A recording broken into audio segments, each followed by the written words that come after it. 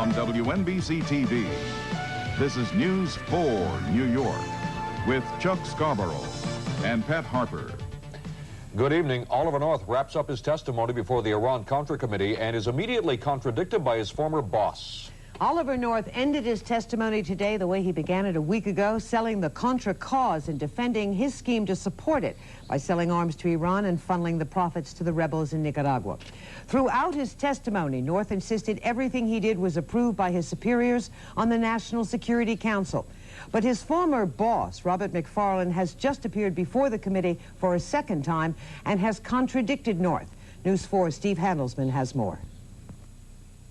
The testimony that Robert McFarlane wants to refute bears directly on Ollie North's basic assertion that all he did was follow orders. For example, North says as National Security Advisor, McFarlane knew North was helping raise money to arm the Contras. Mr. McFarlane has testified that he gave you instructions not to solicit money. Did Mr. McFarlane give you such instructions? No. I never heard those instructions. And in the fall of last year, when the White House was trying to hide the Iran arms deal, North says he followed McFarlane. I was provided with additional input that was radically different from the truth. I assisted in furthering that version. Who gave you that input? It is my recollection it was provided by Mr. McFarlane. Earlier today, the committees bickered over whether to let North present his so-called Contra briefing slideshow. Well, let's face it, what's going on here is an attempt to further that cause in this hearing. I see no reason why we can't have that briefing now. Finally, a compromise, the lecture without slides. This panel has tried its best to be fair. One by one, North went through his slides, describing a Contra fight against Soviet domination in Nicaragua. And then finally a photograph showing the grave of a resistance fighter. And the conclusion of the briefing is, gentlemen, that we've got to offer them something more than the chance to die for their own country and the freedoms that we believe in. Finally, North's appearance ended with remarks by the two committee chairmen. But should we, in the defense of democracy, adopt and embrace one of the most important tenets of communism and Marxism? The ends justify the means. We all lost. The interests of the United States have been damaged by what happened.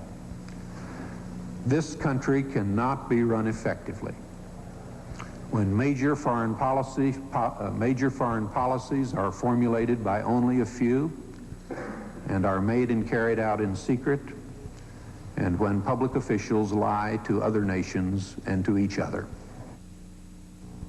North is finished as a witness before the committees, but not finished accounting for what he did.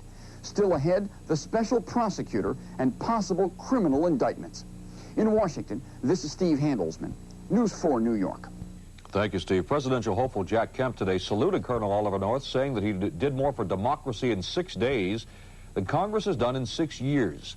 The New York representative says North has bolstered support for aid to the Nicaraguan rebels, and he called on the Reagan administration to double its request to Congress to $210 million for the Nicaraguan democratic resistance.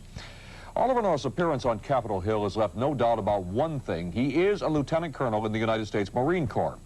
Marjorie Margolis of our sister station, WRC-TV, went to the source of Oliver North's military life. The town of Quantico, Virginia, population 619, is 2 blocks long and is surrounded by the Quantico Marine Base.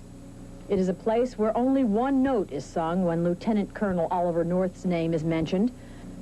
As the Potomac News aptly puts it, at Quantico, North has his own little cheerleader section. He's keeping his stature, his integrity, and he's showing them right off that, you know, he was doing what he believed to be right and what he believed that his commanders wanted him to do. I think he did a real good job, especially when he's up against the lawyers. I think he has a very strong character and a very strong presentation, so that doesn't surprise me. Top Taylor runs the command post pub at Quantico.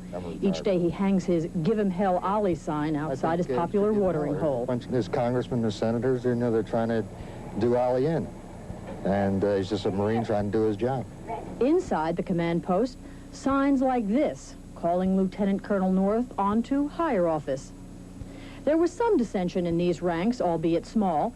Jim Cox, who is a federal investigator stationed at Quantico, told us he feels North was out of line. I thought his conduct was unbecoming of a Marine Corps officer. He admitted to lying. He admitted to destruction of documents. Oliver North was here at Quantico in the late 60s and then again in the early 70s. According to those who knew him, his ability to get his point across is no surprise. The first day, we were all sitting there in class waiting for the instructor to show up. He came in full camouflage gear, including the face paint, fired off a full magazine of M16 blanks, and then proceeded to tell us that we were now going to learn something that possibly could save our lives at some point in time, and he was right. They are keeping score here at the Command Post Pub. The scoreboard hangs over the bar. For Ali, it's a shutout victory. Marjorie Margolis, News 4 New York. At the end of North's testimony today, Senator Inouye also praised the lieutenant colonel, saying, "We have participated in the making of an American hero."